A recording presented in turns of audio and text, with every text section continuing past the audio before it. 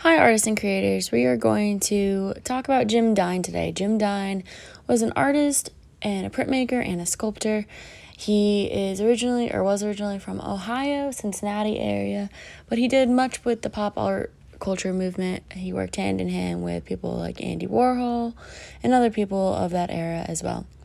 Jim Dine became highly famous for his contemporary art and his odd use of colors and mix of media. So here you can see that I am just applying different color paints in a non-subject oriented way, just kind of dipping my brush in the paints and making almost little dashes or dot marks, not really thinking about the size or the width or the length of them, but more so just focusing on the texture and where I'm placing the colors. Here I have a variety of colors. Also notice how some of them are mixing to kind of create a muddy type color. Jim Dine had a very distinct use of colors. He worked with bright colors, but they always also used to mix in a really unique way that stood out amongst artists. Sometimes I dip my paintbrush in water just to loosen up the paint. I really liked how this yellow went on because it was translucent, so you kind of got to see the other colors peek out from behind. And I really just focused on filling the paper, not painting anything specific, but more so creating a type of painted paper background. So there's no subject, no really focus point in this, just more so focusing on filling the space and adding a balance of colors from top to bottom, side to side, and throughout the rest of the paper. Jim Dine was known for filling his space as well and making use of everything that he had with him. He usually used a mix of medias such as paint and pastels and charcoal, and sometimes even throwing in other textures of paper. You can see this come through in many of his works, but mostly in his series of paintings that focused on symbolism such as hearts. We're going to be doing something very similar in class. You will be applying paint to the paper, filling the space. I added white at this point because white is a great way to blend colors and create some really nice neutrals, especially when I was using some very vibrant fluorescent colors. White kind of mutes it down, but also balances it out and gives it a really nice blend. We'll be doing this in class. We'll be creating the first part of this project. We'll be doing this, creating the background for our piece. Afterwards, we're going to go in and mix some media. Here you can see I am adding some soft pastel or chalk pastel, focusing in the same color ranges, but using the soft pastel really picks up on the textures that the paintbrush left behind, so you get really nice crevices and implied texture as well as actual texture.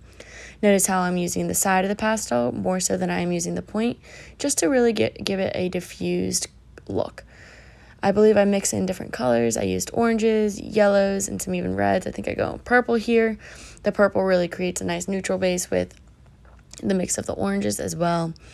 Notice how I'm not blending them out super smooth, kind of leaving them in a nice organic fashion, really picking up on that texture in the background from the created paint strokes. Here I kind of diffuse the colors, lightly brushing it out with my finger. This is something you guys can do. If you like the way it looks just with the pastel not blended out, you're more than welcome to leave it. I was just feeling through it, learning through the experience for the most part. But I really do like how Jim Dine-esque this is turning out. It's really focusing in on those colors and the textures.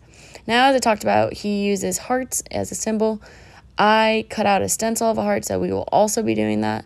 And then right around the edges, I went in with a soft pastel or a piece of charcoal, focusing on the black color, and I just focused highly on the edges. Notice how I'm working on a messy mat. Highly recommend using a messy mat, especially for something so pigmented like this charcoal, and just focusing on coloring the stencil part, the outside edge of it, with that black charcoal. Now think to yourself, what might we do with this? Then I bring it back to the paper, and I place it towards the middle of my paper, and I blend outwards, bringing that pastel out onto the painted paper background. So bringing that dark charcoal color onto the background. It's also picking up that nice texture. Now this is a stencil, so it's going to leave the impression of a blank heart, which adds to the positive and negative space of this drawing. You can also feel free to go in with more pastel over the top and really emphasize that dark color, as you can see that I'm doing here. Really creates a nice shadow and a nice crisp line for where the heart imprint is actually going to be.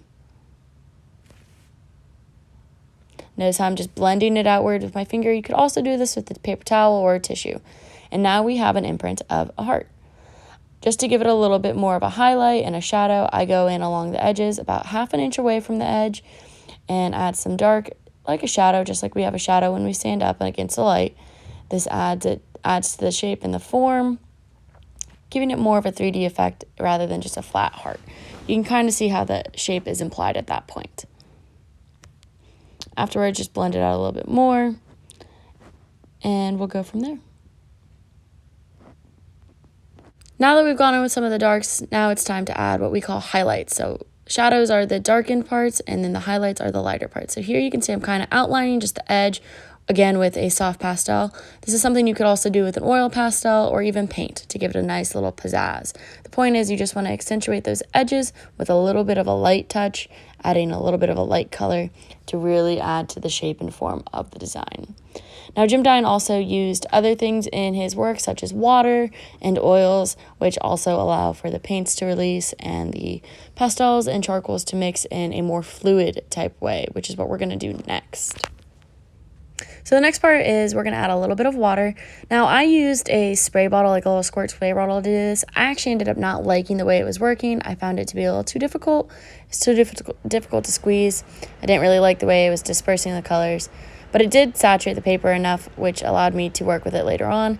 But we will be doing something similar with a paintbrush. Just a wet paintbrush in water, just to add some drips and some textures to kind of activate the other pigments on the paper. Another way of doing this is to spray it with another type of spray bottle. Obviously mine wasn't working that well, as you can see. And then lifting the paper up. The goal is to create some drips, which is going to add texture and dimension to it. As you can see, I start lifting it up here, just trying to get some more drips and allow the paper to relax and release some of those pigments. It's kind of hard to see in the video, but it does actually pick up the pigments from the soft pastels that kind of drip downwards, creating a nice, really interesting effect.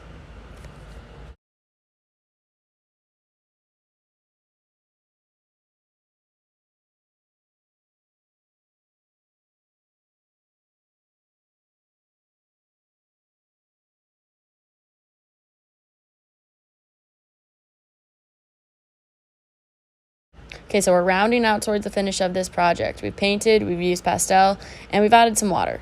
I went ahead and used a water dropper just to kind of experiment with it. We'll have a bunch of options for how to add some water to it if that's something you choose to do. Remember, be open-minded, don't oversaturate your paper, it will tear, and constantly learn from the process. The materials we will use for this are some paint, soft and chalk pastels, along with charcoal, and maybe some other materials depending on how we're feeling throughout the day. The goal is to create painted paper in the background, and then a stenciled heart over top, influenced by the work of Dine from the early pop culture time.